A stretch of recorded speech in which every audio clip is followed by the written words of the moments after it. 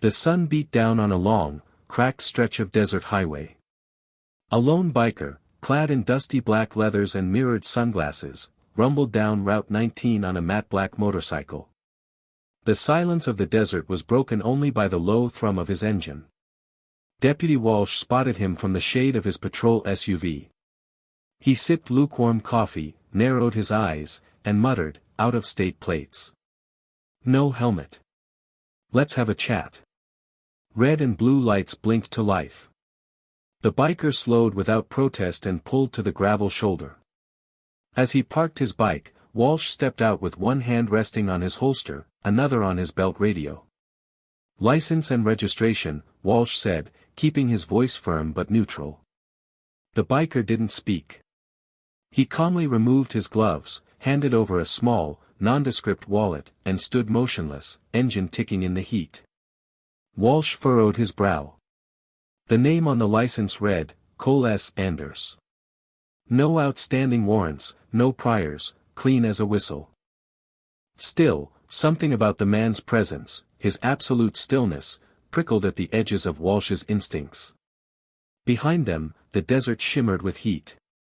Then, the sound came, a distant rumble, deep and rhythmic, like thunder caught in a canyon. Walsh turned. From beyond the horizon, a line of armored vehicles appeared, kicking up dust.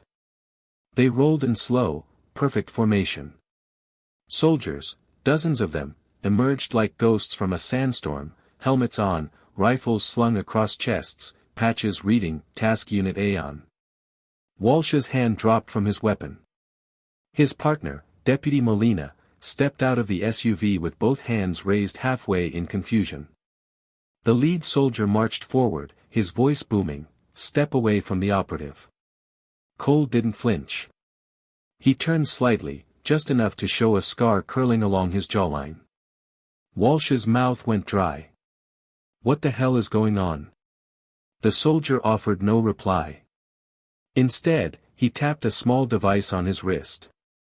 A digital signal blinked red to green. In seconds, more soldiers emerged from the transports, securing a perimeter. Cole looked at Walsh, then finally spoke, his voice low, calm, final. "You stopped the wrong man." Deputy Walsh stepped back instinctively, unsure whether to reach for his radio or simply run. He glanced at Molina, who was already frozen in place, staring at the armed convoy like it had rolled out of another world. The lead soldier, a tall, hard-eyed man with a silver insignia on his chest plate, took 3 deliberate steps forward. His armor wasn't military issue. Neither was his weapon. This wasn't Army, Marines, or anything Walsh recognized.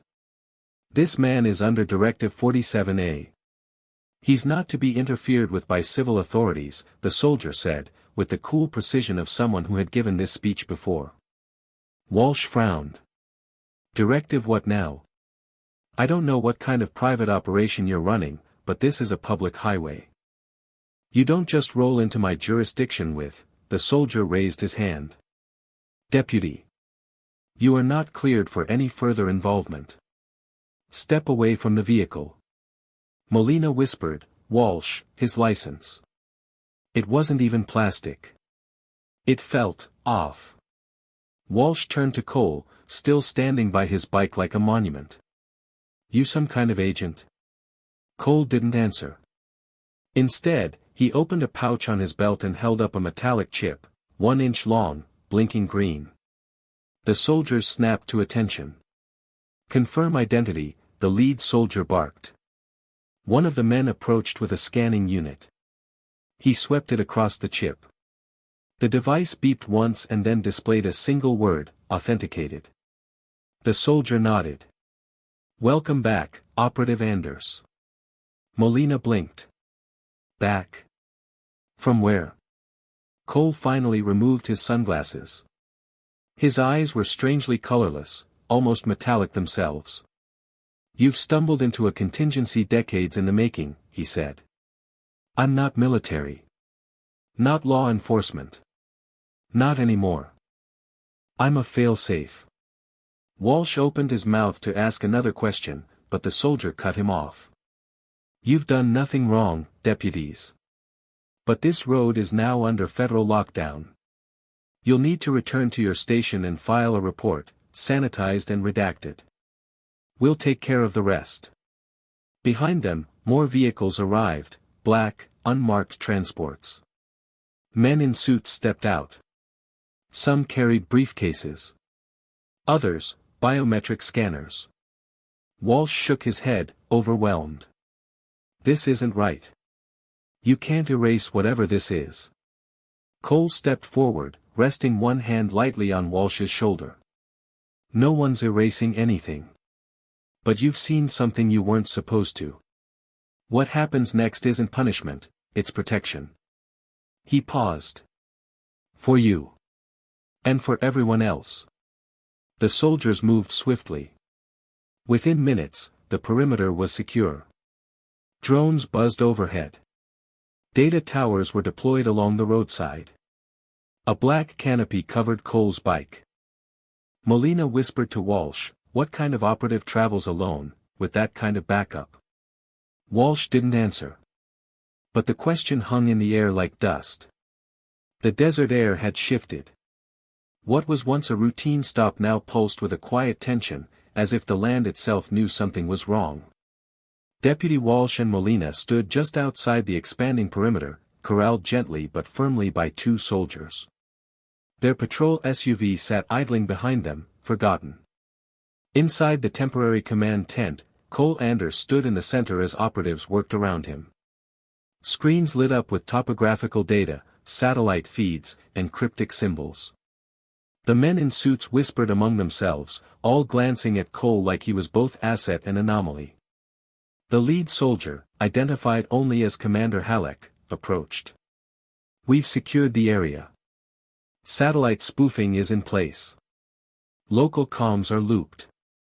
We've got 37 minutes before regional airspace picks up anomalies."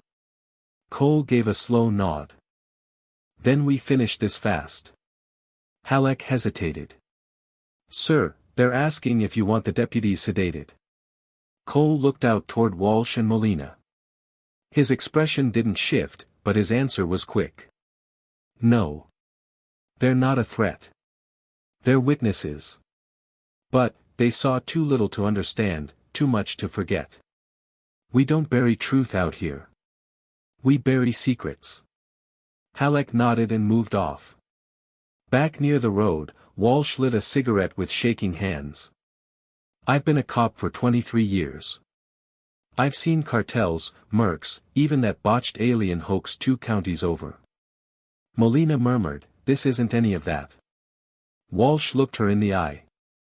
"This is a ghost protocol. Not military. Not private sector. Something in between." Before she could respond, Cole stepped out of the tent and walked toward them, now flanked by 2 operatives carrying a sealed case. He stopped a few feet away. "I'll answer one question," he said. "Just one." Molina spoke first. "What are you?" Cole was quiet for a long moment. In 1998, a joint task force discovered something beneath the Arctic shelf. Not a weapon. Not alien. A structure. Dormant. Buried under ice older than recorded time. Inside was tech, language, data we still haven't deciphered. He pointed to himself. "I was part of the first contact team. Only 3 of us made it back." Walsh frowned. "You're saying you're part of some government cover-up?" Cole shook his head. "No. I was the cover-up. After the mission, they rebuilt us. Enhanced. Modified. Not fully human anymore." He tapped the scar along his jaw. Beneath it, something metallic pulsed faintly under the skin. "I'm what they left behind in case the structure ever woke up again." Molina whispered, "And did it?" Cole's eyes narrowed. 3 hours ago, the signal returned. Before anyone could speak again, the sealed case was opened behind him. Inside was a long, cylindrical device pulsing with faint blue light. The energy hummed. Walsh took a step back. What is that? Cole turned. A key. And maybe, a lock. Then the ground beneath their feet shuddered. Far to the west, something massive moved beneath the desert floor. The war wasn't coming. It had already started. The tremor rocked the desert like an earthquake, but it wasn't the kind of quake you'd expect from tectonic plates. It was something different. A hum beneath the ground, like a dormant machine sputtering to life after years of silence. Cole's eyes flickered to the sky, scanning the horizon with a kind of urgency that only someone who'd seen this kind of thing could understand.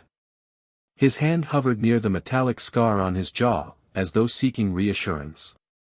Walsh instinctively reached for his radio, but the signal was dead. Not just out of range, scrambled.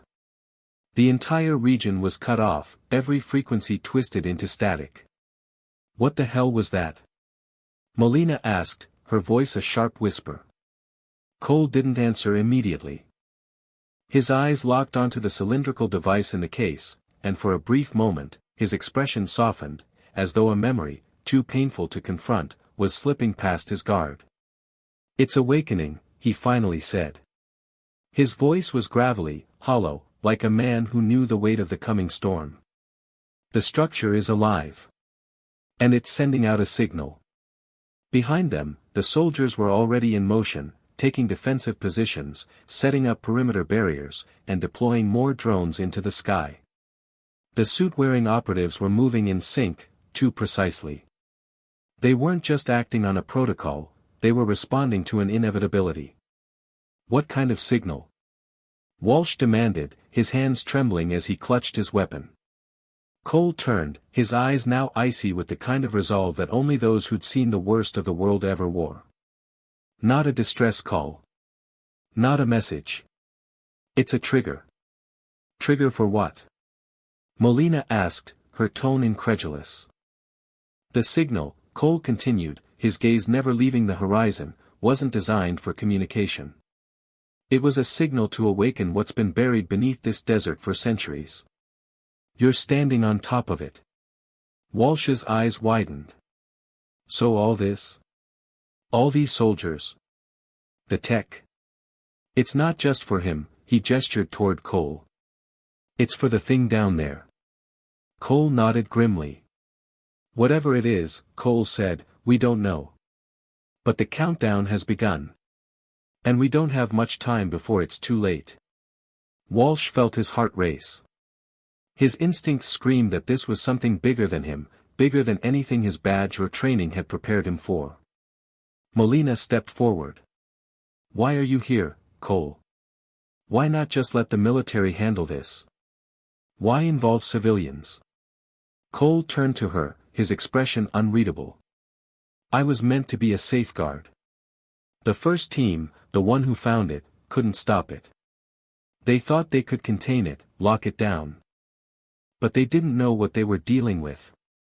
I was modified to finish what they started, to ensure that no one would make the same mistake again." "Finish it?"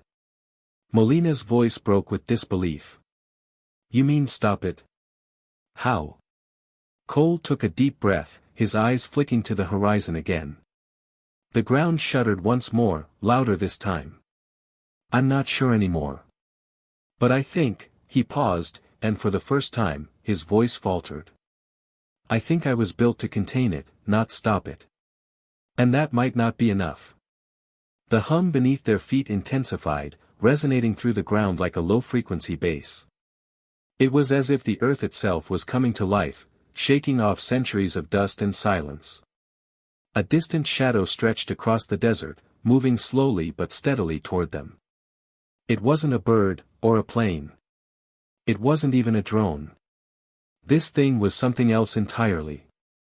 "Get ready," Cole said, pulling out a sleek, black sidearm that seemed almost too advanced for its time.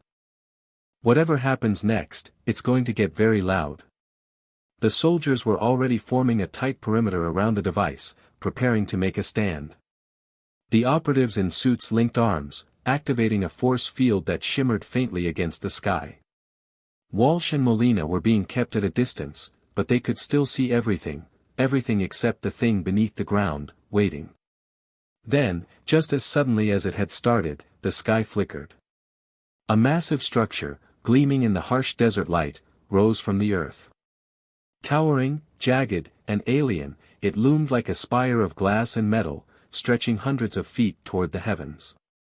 The ground beneath it cracked, and in that crack, a terrible light began to pulse, blue, white, and brilliant red. The soldiers' movements became frantic. Drones shot up into the air, launching into defensive positions, but nothing they had was enough to counter what was emerging. The air grew thick with static, and Walsh felt the hairs on the back of his neck stand up. "Cole, what the hell is that?" Molina shouted over the noise. Cole's face was grim, his hand still clutching the strange cylindrical device. "It's them," he said. "The creators. The ones who left this behind. The ones who built the structure." Walsh asked, his voice hoarse. Cole didn't answer immediately. His eyes were locked onto the growing spire, his mind clearly racing. "No," he said finally. "The ones who woke it up." The air vibrated with an unnatural hum.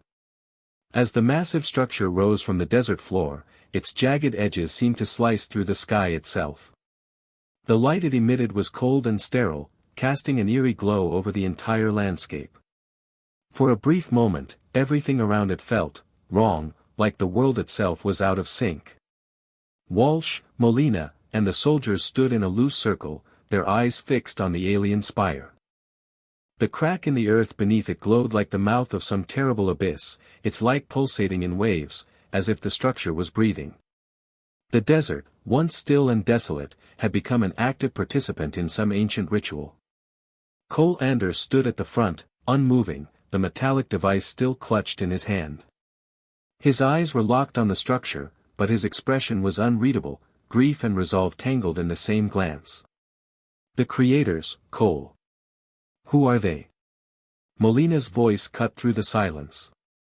Cole's gaze didn't waver from the structure. "They were the first ones to wake it. But they were just humans. Like us.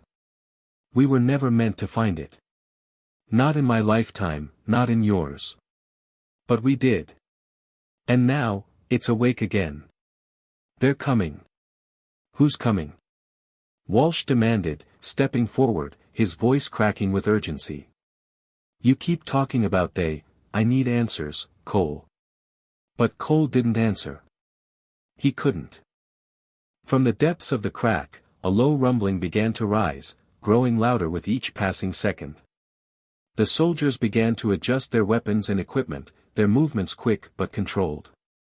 They weren't afraid, but they were aware.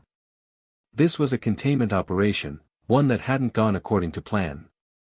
The ground trembled again, stronger this time, shaking the very air around them. The spire's light flared brighter, shifting colors, blue, red, white, then black, and the desert wind howled with a fury that seemed to come from within the earth itself. In the distance, something moved. Something huge.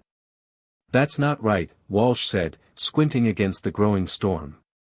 "Where's it coming from?" Cole's voice was steady, despite the chaos. "It's not coming from anywhere. It's already here. And you're standing on top of it." The structure, which had once seemed like nothing more than a piece of forgotten technology, now seemed to stretch its tendrils into the very fabric of reality.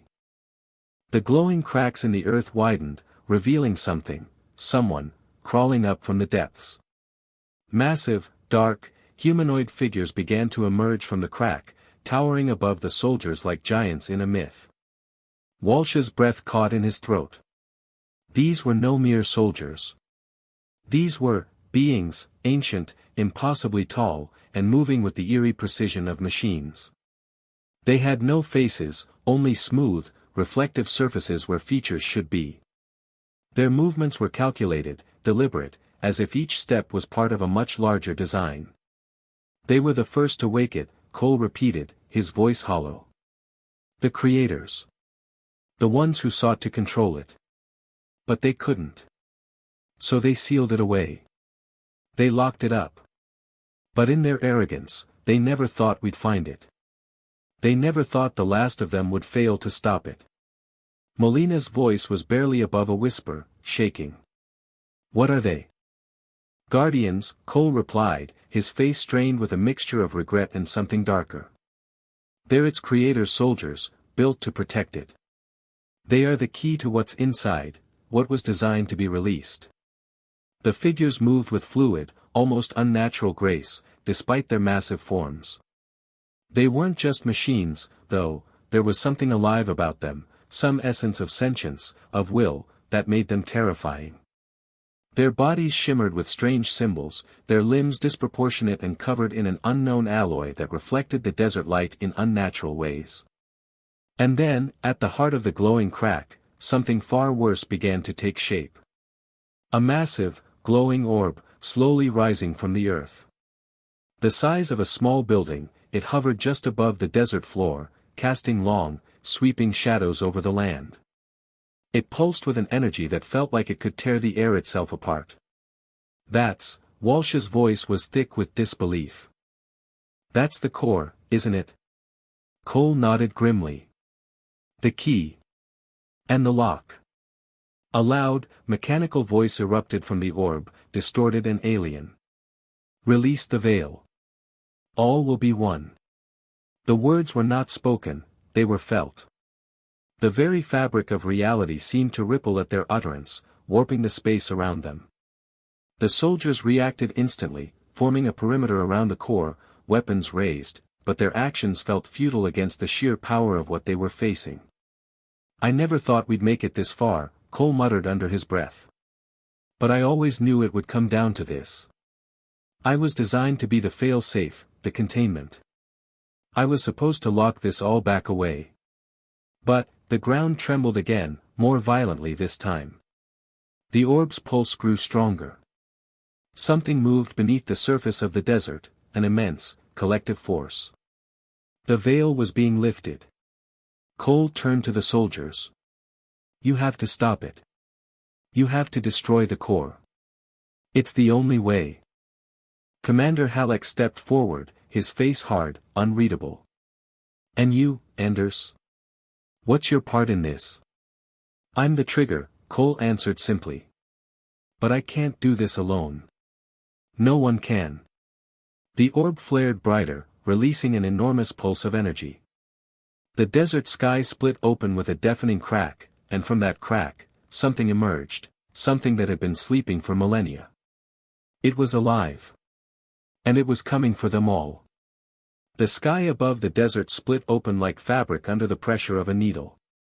The crack, which had once seemed like an innocent fissure in the earth, now bled light, flooded with it. The air itself bent under the force of the energy that pulsed from the orb. What had once been a quiet, empty stretch of highway in the middle of nowhere had now become ground zero for something far beyond human comprehension. Walsh's instincts screamed to run, but his body didn't move. He stood rooted to the spot, paralyzed by the enormity of what was unfolding in front of him. Molina stood beside him, wide-eyed, as soldiers took defensive positions around the glowing orb, their faces set with grim determination. But even they, with all their advanced weapons and equipment, knew the truth now, they were out of their depth. Cole Anders stepped forward, his hand still gripping the metallic device. He was the only one who seemed unaffected by the gravity of the situation. His gaze was fixed on the orb, his expression cold, resigned. It's them, Cole muttered, his voice barely audible over the deafening hum of energy building around them. The creators, the architects, they left this behind. And now they've come to take it back. Commander Halleck, his face a mask of stone, turned to the other soldiers. Move in. Seal the perimeter, now. His voice carried a rare note of panic, though he quickly masked it with military discipline. He knew what was at stake. But Cole didn't move. He was looking at the orb as if it was calling him, no, summoning him. His expression was one of recognition, not fear. You think you can stop it? Cole's voice was low, bitter. You can't stop what you don't understand. Walsh's voice cut through the static. What the hell are you talking about, Cole? Before he could answer, the ground shook again, stronger this time. The soldiers reacted instantly, their weapons raised, but they were too slow. From the crack in the earth, something emerged. Something massive. The first shape rose, towering above the soldiers like a living tower of steel and bone. It was humanoid but grotesque, twisted, elongated limbs, a sleek, metallic exoskeleton, and a head that was little more than a smooth, reflective surface. It was a creation, but not one of human origin. No, this thing was something other, a guardian, built to protect the structure beneath the earth. And it wasn't alone. One by one, more of them began to emerge, tall, nightmarish figures, like titans made of metal and energy. They moved with fluid precision, their bodies shimmering as if they were not fully solid, but rather projections from some far-off dimension. Cole didn't flinch. He simply raised the device in his hand, the cylindrical object glowing faintly. "You don't need to fight them," he said, his voice growing colder. "You need to stop the signal." "The signal?" Walsh repeated, his eyes darting between Cole and the massive beings now surrounding them. "What the hell is the signal?" Cole didn't answer immediately. Instead, he turned toward the orb, his eyes narrowing. "The signal is what wakes them. It's what's been calling them back. And once they're all here, it will be too late." The soldiers opened fire, but the bullets did nothing. They simply bounced off the metal skin of the guardians. The figures didn't even flinch. "This is madness," Molina muttered, backing away from the perimeter.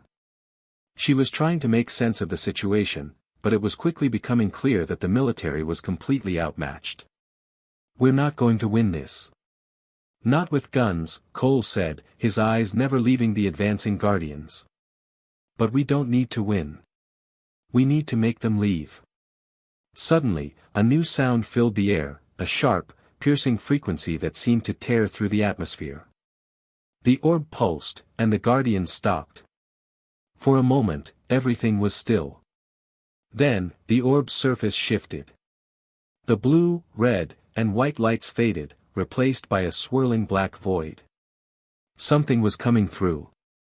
"No," Cole whispered, his voice breaking. "It's them." Out of the void emerged something far worse than the guardians.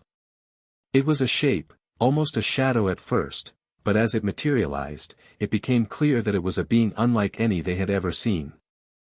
A massive, incomprehensible entity that loomed over them like a deity, its form a shifting, ever-changing mass of tendrils, light and dark. It had no distinct features, no eyes, no face. It was simply presence. And it spoke. "I am the veil. I am the end of all things." The voice wasn't heard in the traditional sense. It echoed within their minds, reverberating through their bones, freezing them in place. Walsh dropped to his knees, the weight of the entity's presence crushing him from all sides. Molina gasped, but no sound escaped her lips. Even the soldiers, hardened men and women who had faced every imaginable threat, faltered in the face of the unknown. This wasn't just a being. It was an event. A reckoning.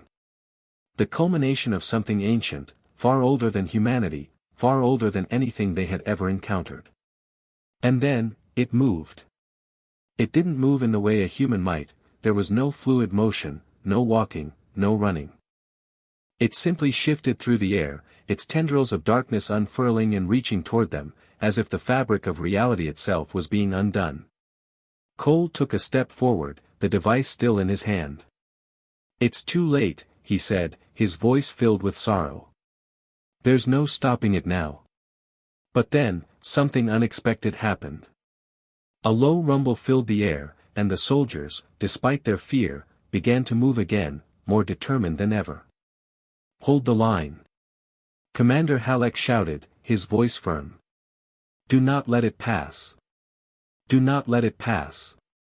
Cole's gaze shifted to the commander, and for a brief moment, a flicker of something, hope, crossed his face. Maybe there was a chance. Maybe, against all odds, they could still hold the line. But the entity was already too close.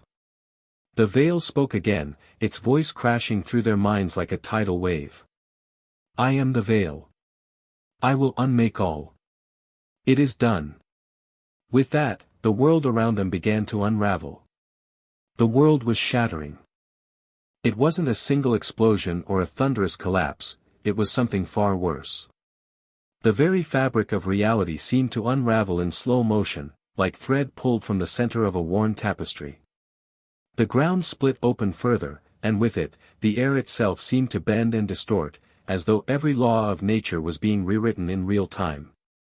The skies above, once a dull blue, now churned with impossible colors, crimson, violet, and deep black, swirling like liquid ink. The entity, the veil, moved closer, its tendrils wrapping through the air like dark lightning. It had no body, no shape to define it, but it was everywhere. It was in their minds, in their hearts, in the space between their breaths. And as it drew nearer, the soldiers, hardened by years of training and combat, began to fall back. Nothing they had, no weapon or technology, could even scratch the surface of what this thing was. It was beyond their understanding, beyond their control. Commander Halleck barked orders, his voice trembling despite his attempt to maintain authority. Form a perimeter. Keep it contained. We need time. But time was slipping away. Time was no longer real. Walsh, still kneeling in the dust, felt the weight of the veil's presence pressing against his chest, suffocating him. His mind was clouded with static, images and sounds that didn't belong to him, memories that weren't his own, voices whispering from the depths of the unknown. His breath came in shallow gasps, but every intake felt heavier than the last. Molina staggered beside him, her face pale. It's going to destroy everything, she whispered, barely able to comprehend what was happening. This is the end.